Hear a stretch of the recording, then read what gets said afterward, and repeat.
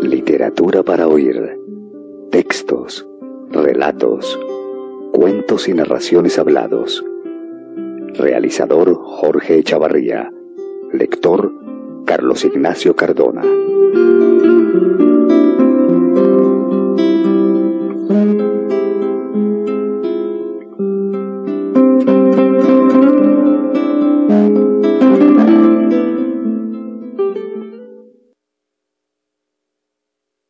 Casi como se ha vuelto costumbre, la Academia Sueca dejó perplejos a los lectores al conceder el premio Nobel de 2012 al chino Mo Yan, un presunto cultivador del realismo mágico orientalizado con el que hace extensas novelas, plenas de humor negro y crítica sutil al régimen de su país.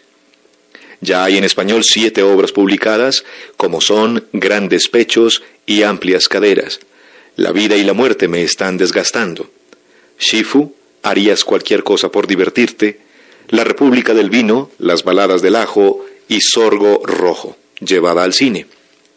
Mo Yan es un autor de novelas extensas de más de 800 páginas, pero que escribe de manera compulsiva y en plazos muy breves. Sus novelas también tienen un elemento común. Están llenas de personajes, y Mo Yan inicia siempre los primeros capítulos con listas descriptivas de ellos, casi a modo de breves biografías. Sin embargo, creemos que estas páginas que hoy ofrecemos a nuestros oyentes no dejan lugar a dudas sobre su calidad y capacidad de penetrar con sinceridad inaudita en los secretos del corazón y las emociones, de su capacidad para conmovernos y para evocar sus difíciles orígenes y la decisión de convertirse en escritor, como sucede con las primeras páginas de su libro Shifu, harías cualquier cosa por divertirte.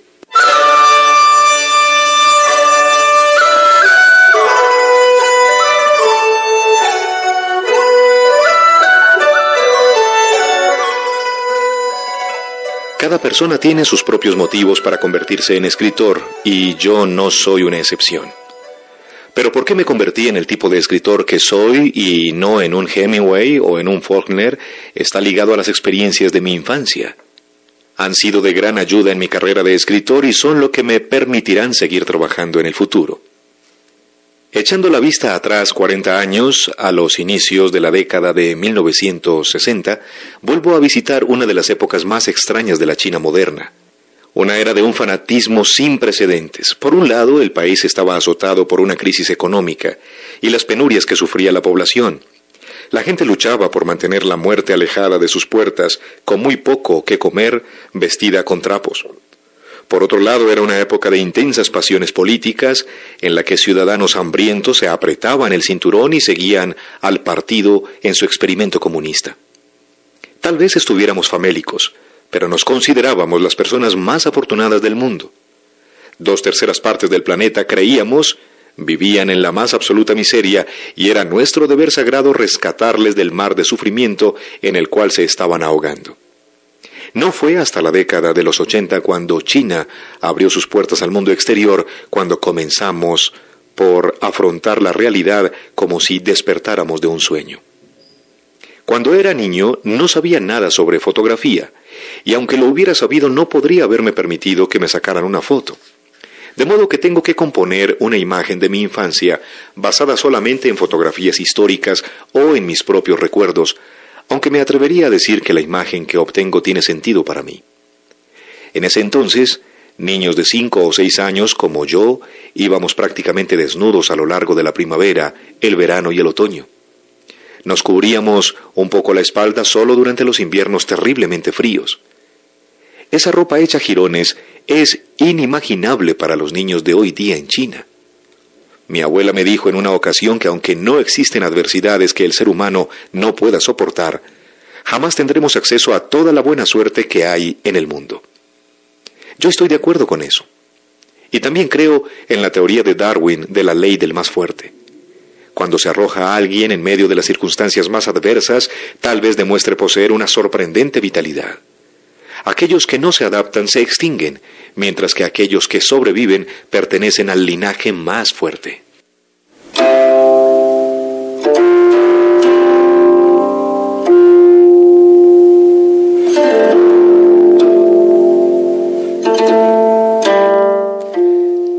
que puedo decir que yo vengo de esa estirpe superior.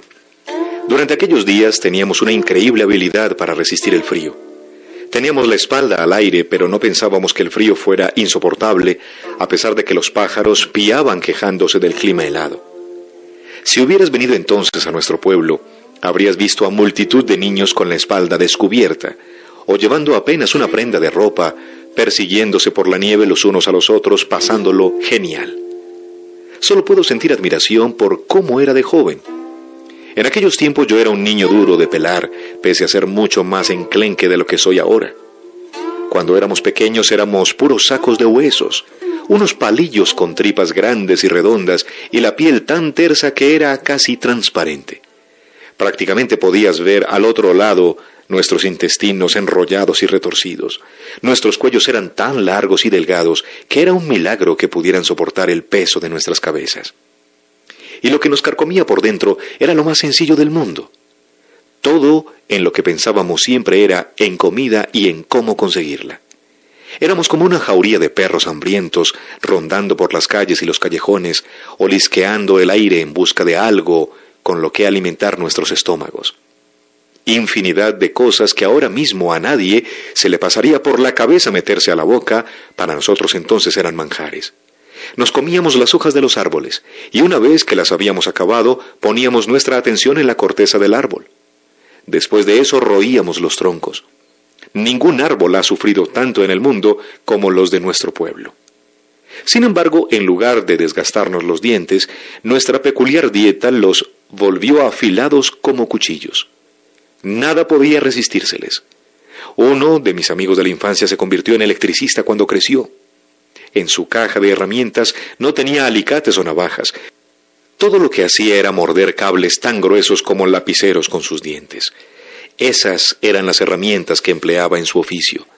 Yo también tenía dientes muy afilados, pero no tanto como los de mi amigo electricista, ya que de otro modo tal vez habría acabado convirtiéndome en un excelente electricista y no en escritor. En la primavera de 1961, entregaron un montón de carbón brillante a mi escuela de primaria. Nosotros vivíamos tan ajenos a la realidad que no sabíamos qué era. Pero uno de los niños más listos cogió un trocito y comenzó a devorarlo. La expresión de éxtasis de su cara significaba que eso debía estar rico, así que nos lanzamos sobre él agarrando unos cuantos pedazos y empezamos a devorarlos. Cuanto más comía, mejor sabía esa cosa, hasta que ya se convertía en algo absolutamente delicioso. Entonces, varios adultos del pueblo que estaban mirándonos se acercaron para comprobar qué estábamos comiendo con semejante placer y se unieron a nosotros. Cuando el director salió fuera para poner fin al festín, solo consiguió empujones y golpes. Me es imposible recordar cómo le sentó a mi estómago el carbón, pero jamás olvidaré su sabor. Sin embargo, no creas que no nos lo pasábamos bien en esa época. Hacíamos muchísimas cosas divertidas. En el primer puesto de la lista estaba comer cosas que nunca antes habíamos pensado que fuera comida. La hambruna duró un par de años más, hasta mediados de la década de los 60, cuando la vida empezó a mejorar. Aún no teníamos suficiente que comer, pero cada persona tenía asignados 90 kilos de cereal por año. Eso, junto con algunas verduras que buscábamos por el campo, era suficiente para ir tirando y cada vez menos gente se moría de hambre.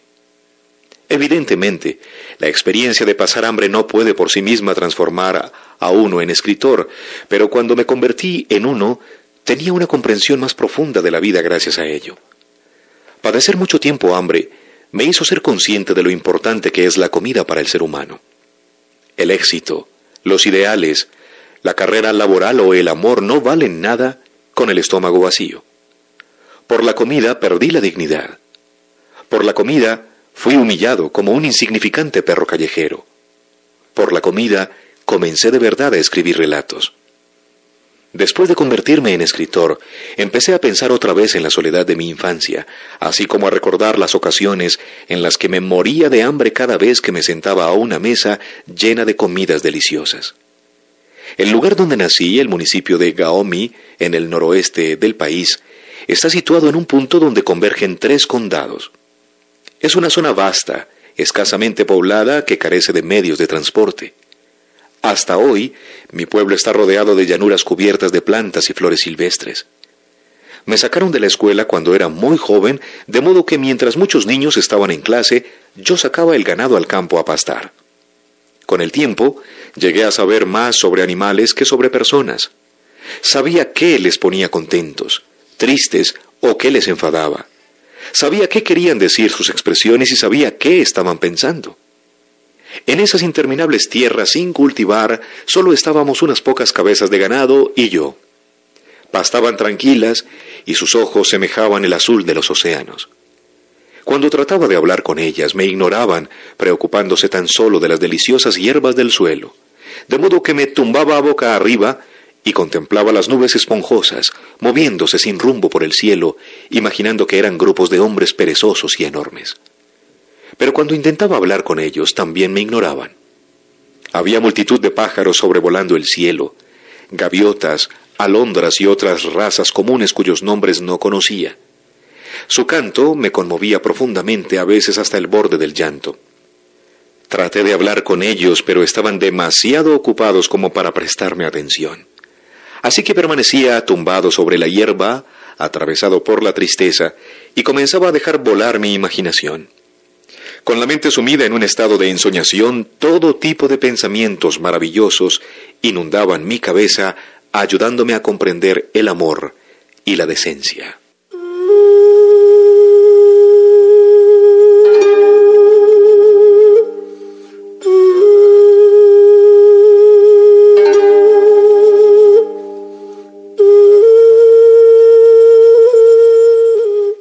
Muy pronto aprendí cómo hablar conmigo mismo.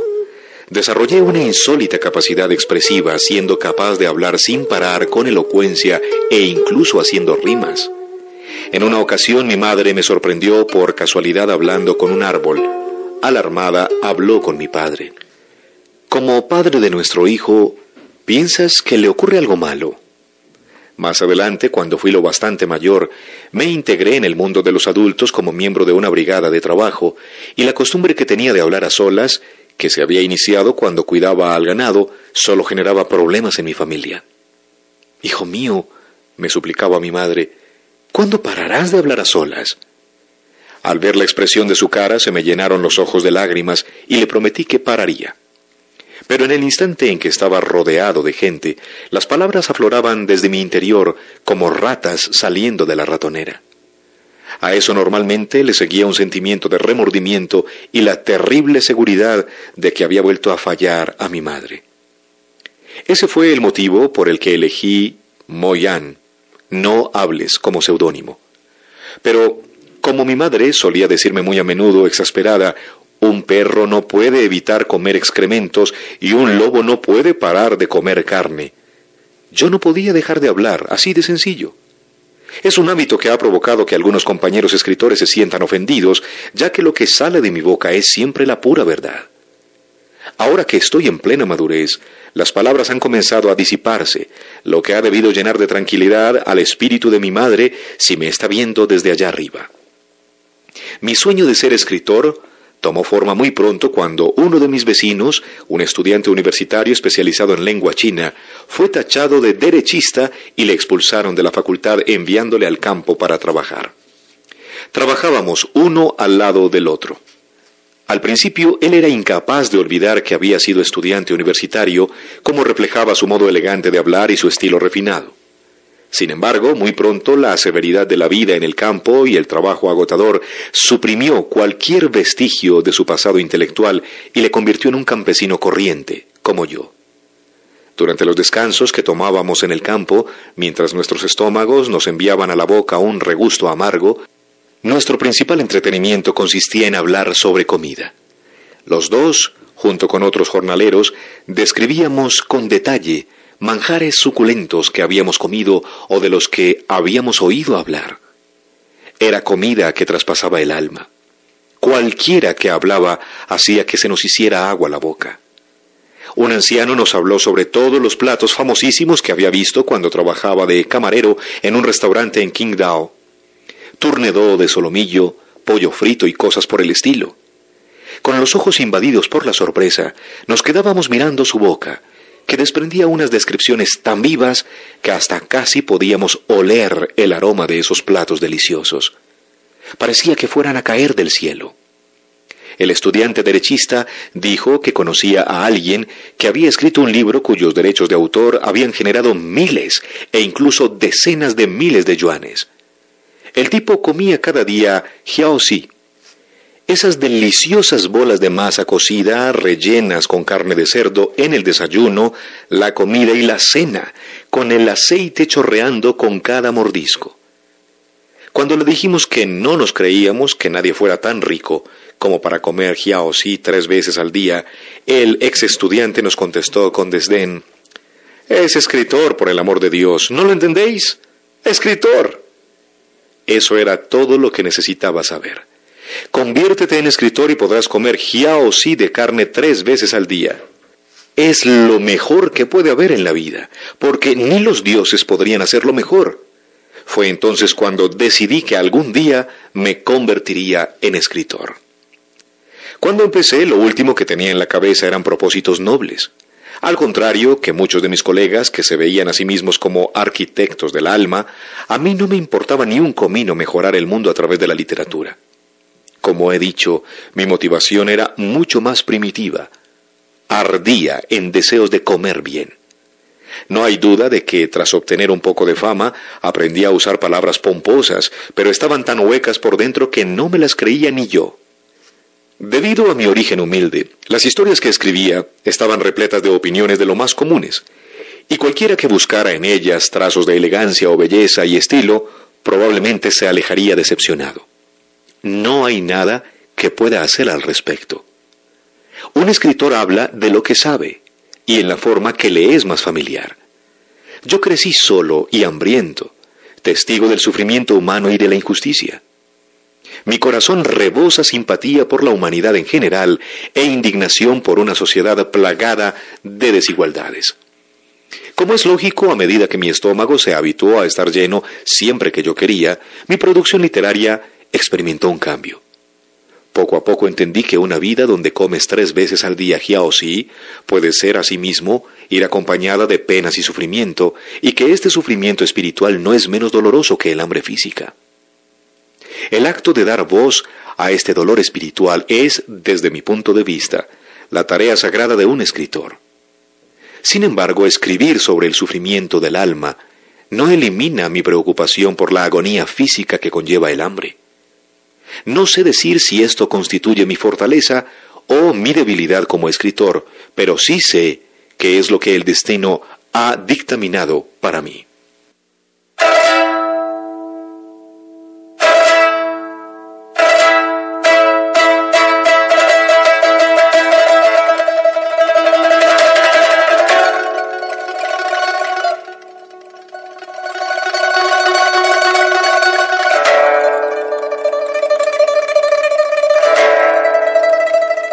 Mi obra más temprana es quizá la menos mencionada, pero debo hablar de ella ya que forma parte de mi vida y de la historia literaria china más reciente. Todavía recuerdo mi primer relato. En él hablaba sobre la excavación de un canal. Un oficial subalterno de la milicia comienza el día de pie frente a un retrato de nuestro presidente Mao, dedicándole una sencilla plegaria. Que vivas 10.000 años más, que vivas 10.000 años más. Que vivas 10.000 años más. Después se marcha al pueblo para asistir a una reunión en la que se decide que llevará a su equipo de trabajo a un lugar a las afueras del pueblo para cavar un canal gigantesco. Para mostrar su apoyo a esta empresa, su prometida decide posponer la boda 3 años. Cuando un terrateniente local oye hablar sobre los planes de excavación, se cuela en medio de la madrugada en la zona donde está el ganado del equipo de trabajo, coge una pala y golpea la pata de una mula negra que tenía que tirar de una carreta hasta el lugar de construcción del canal. Lucha de clases. Reaccionando como si el enemigo estuviera ahí mismo, la gente se moviliza para llevar a cabo una violenta lucha contra el enemigo de clase. Al final el canal se construye y el terrateniente es detenido. Nadie se dignaría leer una historia así estos días, pero eso era sobre lo que se escribía en aquella época. Era el único modo que tenías para que te publicaran un libro. Así que eso fue lo que escribí. Y aún así no pude verlo impreso, no era suficientemente revolucionario. En 1976 murió nuestro presidente Mao y la situación comenzó a cambiar en China, incluida la literatura. Sin embargo, los cambios eran lentos y débiles. Los temas prohibidos iban desde las historias de amor a los errores del partido. Sin embargo, no podía frenar las ansias de libertad. Los escritores se devanaban los sesos para encontrar caminos velados y franquear así los tabúes. Este período vio el auge de la denominada literatura de la cicatriz, vivencias personales de los horrores de la revolución cultural. Mi carrera en realidad no comenzó hasta comienzos de los años 80, cuando la literatura china ya había experimentado cambios muy significativos. Todavía existían algunos asuntos sobre los que no se podía hablar y se empezó a conocer a muchos escritores occidentales en el país, desatando un frenesí de imitaciones chinas. Como niño que creció en el campo y apenas disfrutó de educación, casi no conozco teorías literarias y he tenido que confiar únicamente en mis propias experiencias, así como en mi comprensión intuitiva del mundo a la hora de escribir. Las modas literarias, que no hacen sino monopolizar los círculos literarios, incluidas las adaptaciones al chino de las obras de escritores extranjeros, eran cosas que no iban conmigo. Sabía que debía escribir sobre lo que me era familiar, algo que, sin lugar a dudas, era diferente a lo que escribían otros escritores, chinos o de Occidente. Esto no significa que las obras occidentales no ejercieran influencia en mí. Es más, todo lo contrario. Algunos escritores occidentales me han marcado profundamente y me siento orgulloso de reconocer abiertamente esta influencia. No obstante, lo que me distingue del resto de escritores chinos es que no imito las técnicas narrativas de autores extranjeros, ni copio sus argumentos. Lo que me agrada es explorar con exhaustividad aquello que yace incrustado en sus obras para poder así entender su visión de la vida, comprender cómo interpretan el mundo en el que vivimos. Cuando leo las obras de estas personas, el escritor en realidad está desarrollando un diálogo, en ocasiones hasta un relato, con mi cabeza, y si se produce una conexión entre nuestras mentes, nace una amistad duradera. Si esto no sucede, acaecerá una despedida amistosa. Me atrevería a decir, aun a riesgo de no parecer muy modesto, que mis novelas han creado un estilo único de escritura en la literatura china contemporánea. Sin embargo, estoy aún más orgulloso por lo que he realizado en el ámbito de las historias breves. Durante los últimos 15 años aproximadamente, he publicado unos 80 relatos.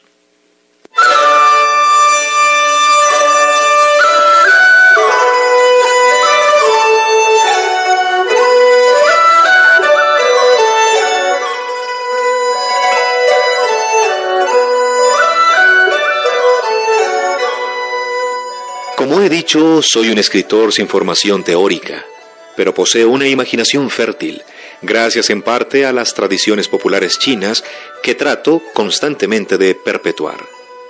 Puede que sea un ignorante en lo que se refiere a conceptos literarios rimbombantes, pero sí sé cómo tejer una historia cautivadora, algo que aprendí siendo niño de mi abuelo, de mi abuela y de otros cuentacuentos de mi pueblo. Los críticos que basen sus teorías de la literatura en teorías científicas de cualquier tipo no me tendrán muy en cuenta. Pero me encantaría verlos escribiendo un relato que capture la imaginación del lector.